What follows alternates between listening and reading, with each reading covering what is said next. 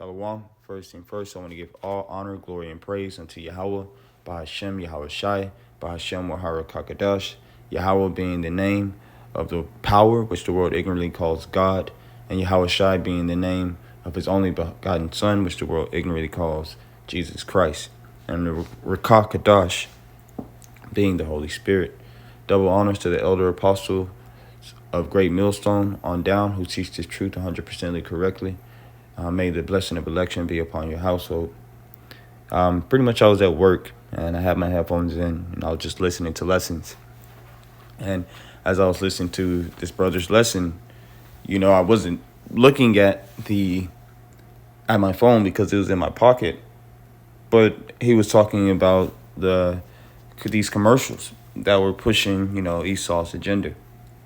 And as I heard the first one, I was like, okay, it's interesting tone to it, and I didn't understand what was going on until after he played the video and then told me what the video was about.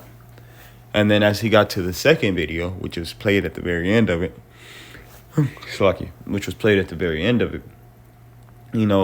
some reason, that same tune, it wasn't the same tune, but it sounded oh so familiar. It kind of sounded like the first tune. So, I stopped. I sent the video to one of my that I live with, and I was like, hey, because he does music, he works with music and things like that. And I was like, hey, is there anything related to these two songs? Like, are these two songs related in any kind of way? Whether it's frequency or, the key or however that crap works, is there any correlation between the two? And he texted me back and, he sent me a picture and he pretty much explained that, yeah, they very much are the same. So, I'm going to play the videos and Lord's will, y'all will be able to catch them too, and be able to see and I'll be able to go in depth and explain how these are the same frequency. And, overall, just the same enchantment. And I would encourage, any brothers that do see this video to watch this brother's lesson as he goes into the mark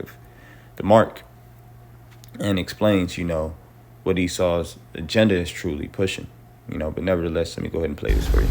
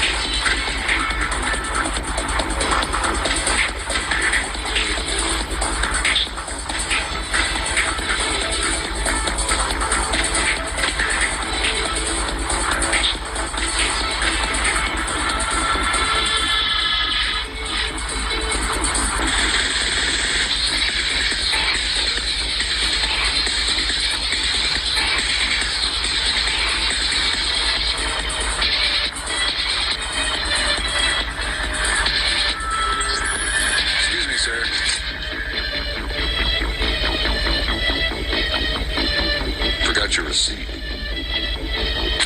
Checkout lines. Who needs them? Have a nice day. You see that? Checkout lines. Who needs them?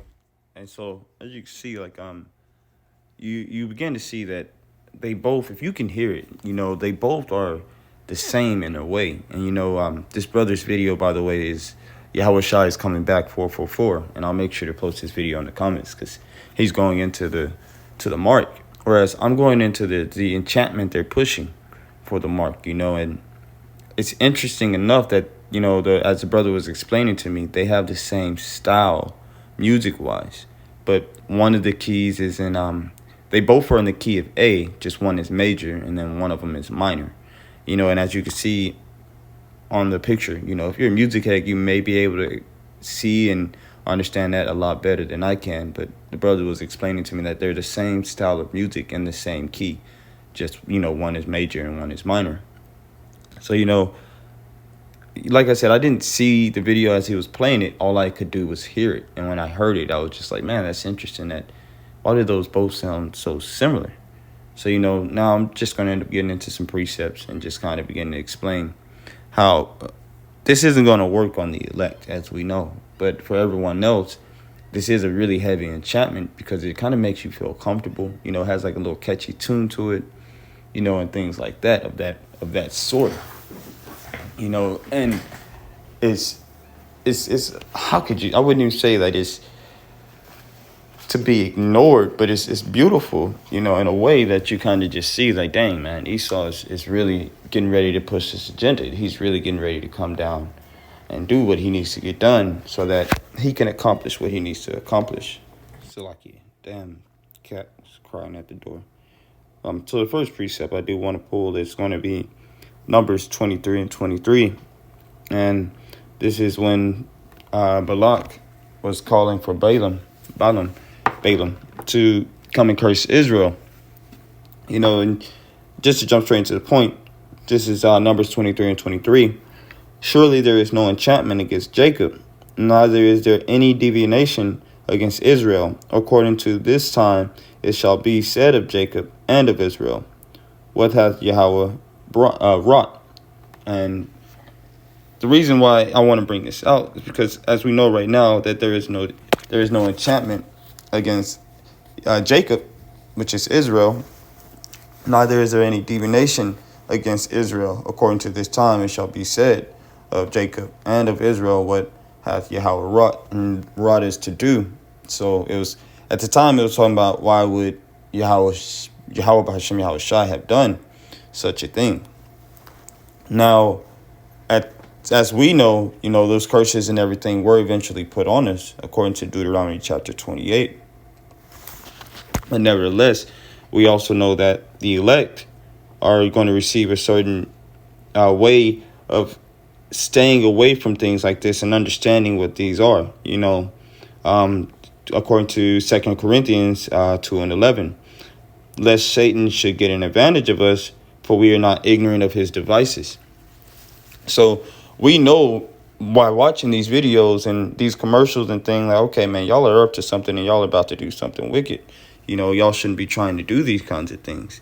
And who is this us that should not be taken advantage of, according to Matthew 24 and 24.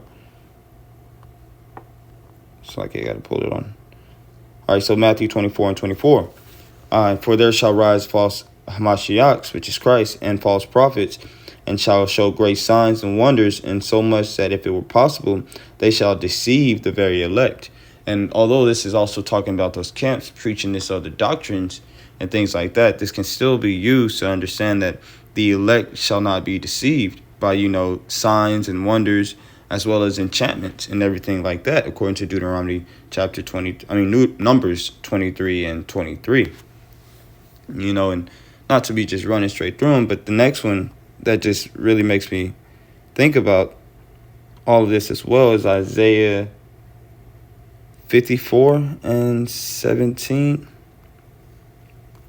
It's like 54 and 17.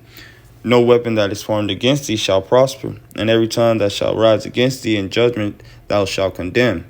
This is the heritage of the servants of the Lord, and their righteousness is of me, saith the Lord. And the Lord is in all caps, so we know that this is talking about Yahweh B'Hashem Yahweh Shai, dating all the way back to Numbers 23 and 23 once again. So the fact that this is part of our heritage and understanding that no weapon formed against us shall prosper, just like in Psalms, where it's saying that to hide me from the counsel of the wicked, that these things aren't going to work as long as we hearken unto Yahweh Bashem Yahweh Shai and do all those things that we said that we would do. So I mean, this was just a quick lesson I wanted to put out, where I noticed this rhythm, this enchantment in this song, that may be deceiving other people, but Abaratazah, Lord's will, that I'm a part of that elect, and that we are a part of that elect as well, as all of you brothers that are edified or understand this lesson, and this doesn't work against us, and that we can see and we can hear and we can pay attention and be able to acknowledge, like, damn, man, this is the time, man. We're really living in the end days, So with that, Lord's will that this lesson was edifying, and may the Lord bless your households and election be upon your households. Kwam Yasharala Shalom.